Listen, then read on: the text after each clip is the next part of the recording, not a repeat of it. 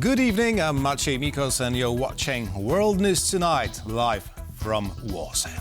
Ukraine's President Volodymyr Zelensky has unveiled Kyiv's 20-point peace plan agreed with the US. What will be the Russian answer? We'll have more on that in just a moment, but first let's take a look at tonight's headlines. Another wartime Christmas in Ukraine. The EU hits back at a US visa ban for an ex-commissioner in Free Speech Row. And an invitation to traditional Christmas ornament workshops. Ukraine is waiting for Russia's response to the 20-point peace plan agreed over the weekend with Donald Trump's administration. We're now going live to our correspondent in Kyiv, Os Kataji. Good evening, Os. So what's in the newest version of the peace proposal?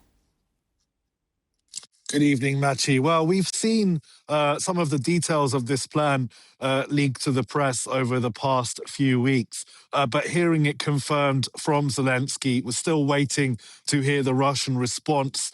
That's what we heard from President Zelensky himself. Here's what he had to say when he published his statement. We are working actively and doing everything to ensure the documents are finalized and that they are realistic. The key is that Russia does not sabotage the diplomatic effort and takes ending the war 100% seriously. If not, there must be additional pressure on Russia. The world has all the tools for that pressure to work and for peace to be achieved. Thank you to everyone who helps. So Zelensky laying out some of the difficulties in this negotiating process. But as for the deal itself, it includes things like a limit on Ukraine's peacetime armed forces capped at 800,000. It includes provisions for a reconstruction fund to rebuild parts of Ukraine destroyed by Russia's invasion. And there are also other things, including details about a security guarantee that would ensure Ukraine is not invaded by Russia again. Should Russia invade again, Ukraine would expect military support from its allies, according to the provisions in this document. Basically, an Article 5-like security guarantee. Now, these are things that Russia has expressly ruled out in previous rounds of negotiations. But the most contentious one from the Ukrainian perspective is still Russia's demand that Ukraine withdraws from the rest of the Donbass, and that's Luhansk and Donetsk regions that Ukraine still controls. Russia controls much of those since the full-scale invasion, but the parts that Ukraine still controls are known as the fortress belt, heavily fortified cities that are still populated. And Ukraine fears that if these territories were given to Russia, Russia would then be able to easily invade further towards the center of Ukraine. So this is also something that the Ukrainian people don't want to see. Now, included in this document, it's not clear that there has been any kind of agreement on what the final decision will be regarding that. But there is talk, at least Zelensky is hinting of it, of a proposal for a so-called economic free zone in those areas. And that would require Russia and Ukraine to pull out militarily for this demilitarized zone. That is something the Ukrainians say they would need to put to a referendum in either case. So many difficulties lie ahead with these proposals. Even if Russia was to accept them right away, we are still yet to hear from Moscow regarding this current draft of the proposal. But it remains to be seen how they're going to react. And Ukraine is going through a very difficult winter period at the moment, as with these attacks happening routinely on Ukraine's territory. So a really difficult period of negotiation still to come. We're still yet to hear what Moscow will say to these proposals. But even if they accept, Ukraine still has issues that they have not been managed to agree with Washington. Back to you, Matty. That was Os Kataji reporting from Kyiv. Thank you very much, Os, and stay safe. And we're staying in Ukraine. It's the fourth time already that civilians in the country are spending Christmas among blackouts and in fear of Russian drone and missile attacks. Gabriela Fesnak reports. For the fourth year in a row, the shadow of Putin's war is looming over Christmas celebrations across Ukraine. Residents of Chernihiv welcomed Christmas Eve after a sleepless night amid Russian attacks. On the eve of Christmas, the Russians once again showed who they really are. Massive shelling, hundreds of shaheds, ballistic and Kinzhal missiles, everything was there. This is how godless people strike. Today we all share one dream, and we make one wish together. May he, Vladimir Putin, perish. Each of us may think privately. But when we turn to God, of course, we ask for more. We ask for peace for Ukraine, we fight for it, and we pray for it. The city of Zaporizhia, meanwhile, was hit by 3 aerial guiding bombs in the early hours of Christmas Eve. We were sleeping in bed when it exploded, and the windows shattered. A shutter fell on me. I quickly got up, ran to the hall, and hid there with my mom. The ceiling collapsed, cracks appeared, and the roof needs repair. The shingles were displaced, and all the glass was thrown down. For tens of thousands of families across the country, Christmas is a time when they remember loved ones who died on the front lines.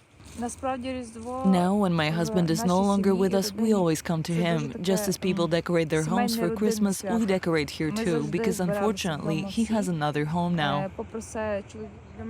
My husband has been dead for more than 3 years, but for me, he remains a dear person, and of course, I want to bring this warmth, this comfort here. With the country's electricity grid weakened by Russian attacks, various parts of Ukraine are experiencing blackouts, and the residents are facing the prospect of spending Christmas in the dark. In 2022, it seemed that one day without electricity was already a disaster, but we know that 7 days without electricity has become the norm for Odessa. You know, there are attacks every week. We are left without electricity, without stability, sitting in the dark for 2 or 3 days. It is very difficult. Despite the hardships, many are trying their best to usher in the Christmas spirit, whether the lights are on or off. For TVP World, Gabriela Festnak. From nearly total international isolation to the US-brokered release of political prisoners, 2025 brought a major breakthrough for Belarus, mostly due to a change in the American approach to the Minsk regime. Anastasia Yanchenko has this report. This year will likely be remembered by Belarusians as one of the most significant breakthrough on the issue of political prisoners, with the largest number of pardons granted to date. Throughout 2025, 342 people were pardoned with the US mediation. Among those released were Nobel Peace Prize laureate Ales Bilatsky, former presidential hopeful Viktor Babaryka, his close associate Maria Kolesnikova, and Sergei Tikhanovsky, the husband of opposition leader Svetlana Tikhanovskaya. All of them were forced to leave the country, denying them the right to remain at home and determine their own future. Our homes have been destroyed. Our apartments have been seized. Our relatives have either been forced to leave Belarus or have had to find other solutions. Our families have been scattered. Mykola Statkevich, who was freed by the Lukashenko regime, refused to leave Belarus and stayed near the Belarus-Lithuania border. Later, after his temporary truce ended, he was reportedly taken back into confinement, according to media reports. Polish journalist Andrzej Poczobut also has not yet been released, despite efforts by the Polish Ministry of Foreign Affairs. Poland was trying to release him many times. But this person, he says, I want to stay in Belarus. This is my country. I don't want to leave it, and I want to leave prison on my conditions. This year, Washington intensified its focus on Belarusian political prisoners. After 5 years of near total isolation from the US administration, envoys Key Kellogg and John Cole visited Belarus. John Cole was named special envoy for Belarus affairs as still more than 1,135 political prisoners remain behind bars. Our mission is to get them all out. Each pardon from Lukashenko has been followed by East US sanctions, including on their national airline and 3 Belarusian potash company, while over 100 major Belarusian companies and banks remain sanctioned. These are all serious levers of pressure on the Lukashenko regime that could help bring about changes in domestic policy. Despite this, Belarus remains Russia's main ally and continues to terrorize neighbors, especially Lithuania.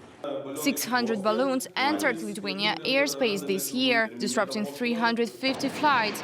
In response, Lithuania has declared a state of emergency and closed its border. We should look on it as a serious security threat, looking on these balloons as possible measures for spying, for example. Tensions between the two countries continued. At one point, more than 1,800 Lithuanian trucks were struck in Belarus for over a month after Minsk banned Lithuanian trucks from operating on its territory until the end of 2027. In September 2025, Poland shut down its border crossings with Belarus due to joint Russian-Belarusian Zapad 2025 military drills. When in September Russian drones violated Polish airspace, the majority of the aircraft flew from Belarus. In December, migration tunnels were discovered with over 180 illegal crossings from the Belarusian side. This is a kind of hybrid aggression against the countries of the European Union and NATO. Lukashenko is helping Putin. It may seem that he wants to improve relations with the West, but in reality it's just a game, or rather Putin's game, in which Lukashenko is participating. In December 2025, Belarus deployed Russia's new Oreshnik nuclear-capable missile system for the first time as a part of increased military cooperation with Moscow in response to so-called threats from the West. All of this makes Belarus not just a co-aggressor, but the aggressor itself, and a threat to Europe. Anastasia, Yanchenko, TVP World.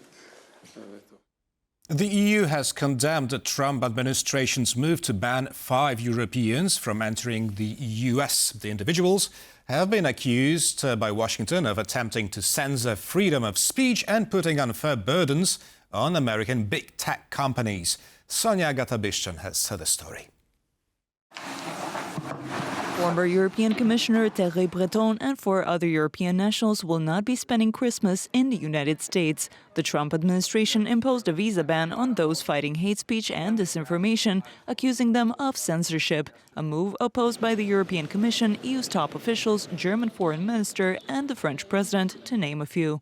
France condemns the visa restriction measures taken by the United States against Thierry Breton and 4 other European figures. These measures amount to intimidation and coercion aimed at undermining European digital sovereignty.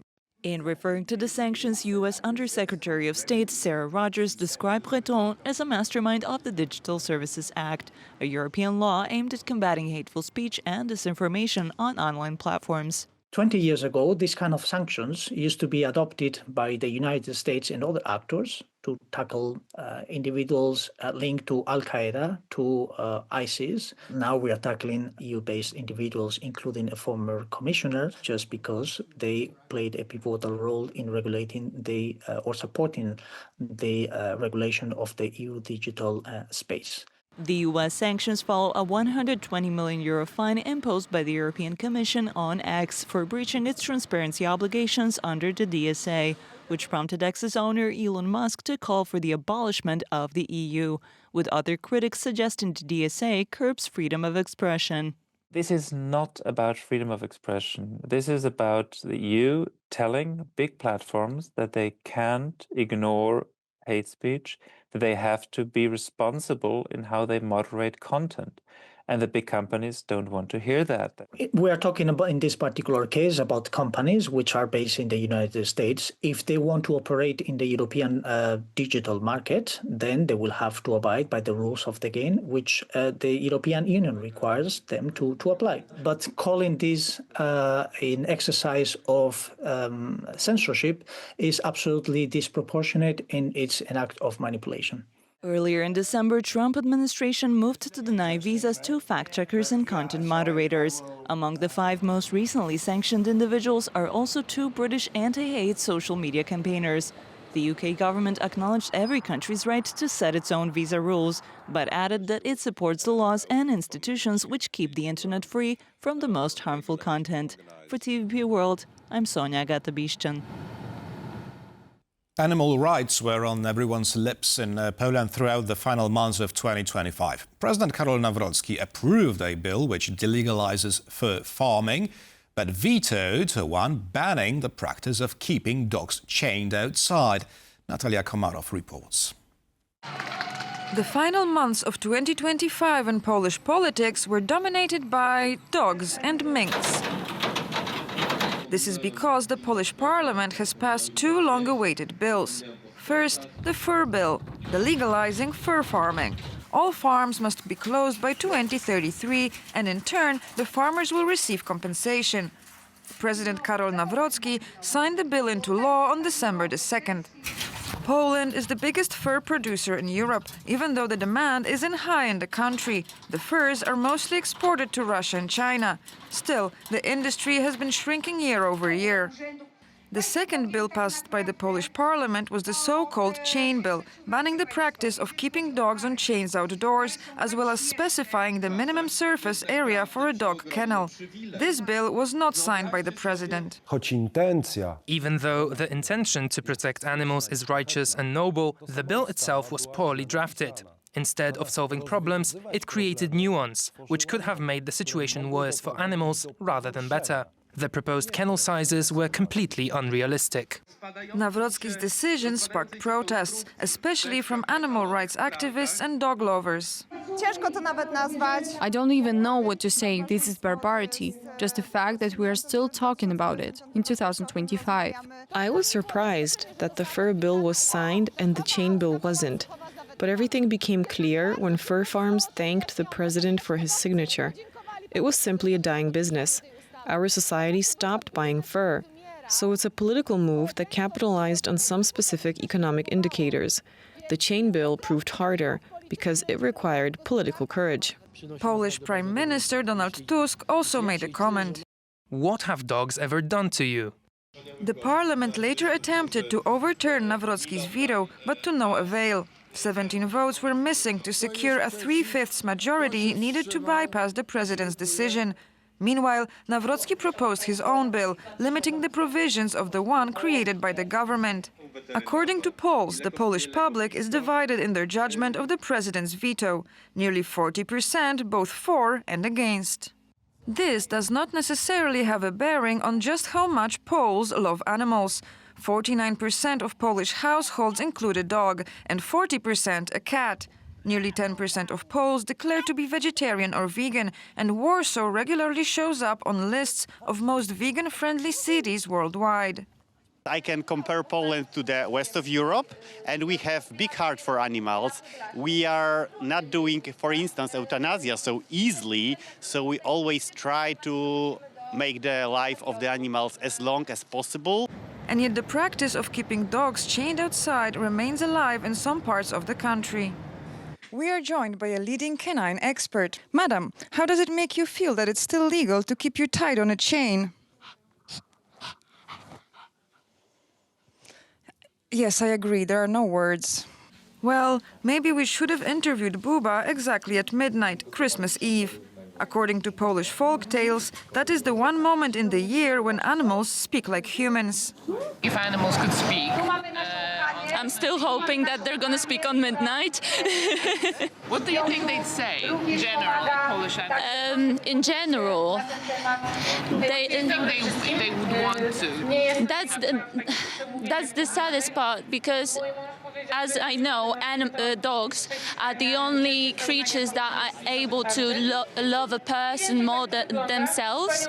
So I don't think they would say they want more, because they're not greedy at heart, you know? For TVP World, Natalia Komarow. In the heart of Warsaw, hand-painted Christmas ornaments are bringing people together, transforming simple glass baubles into tiny works of art. Alex Sumliński attended one such a workshop organized by the Urban Homemakers Collective, where each stroke of the brush tells a holiday story. Did you know that Poland is one of the world's top exporters of Christmas ornaments? Participants of workshops here at Warsaw's Mazowian Cultural Institute were able to learn all about that, as well as decorate their own Christmas ornament. Let's have a look. Polish Christmas ornaments are highly regarded around the world. As a result, they have conquered many markets. We are among the top 5 countries producing Christmas ornaments. In fact, I would even say we are in the top 3 because the largest number of Christmas ornaments sold worldwide come from Poland, Germany and the Czech Republic. Dozens of people gathered one December evening to create something special for the upcoming holidays, hand-painted Christmas ornaments. Karina Jamorek and painter Marta Sieciarz led the workshops and shared their knowledge about decorating techniques with the participants. Przede wszystkim maluje się lakierami. The ornaments are primarily painted with special lacquers intended for hand painting. Some are dipped in lacquer while others are painted by hand. They are then mainly decorated with glitter, crushed glass, artificial snow, rhinestones, sequins and small colored stones that can easily be found anywhere.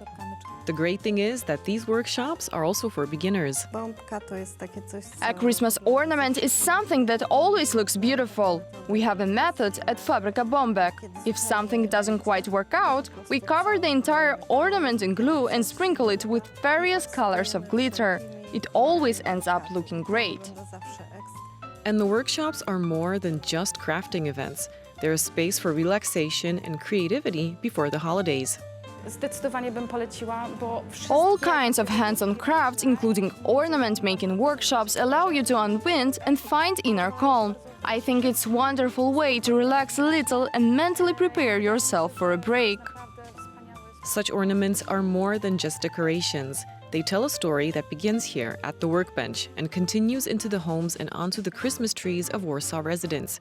For many participants, creating them is also becoming a new tradition in the lead-up to Christmas.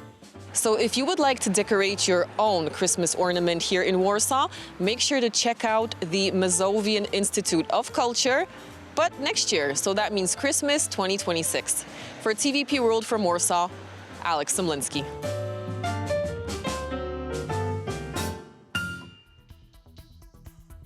And that's all we've prepared for now. Thank you for watching. Have a very Merry Christmas and Happy Holidays. See you back soon here on TVP World.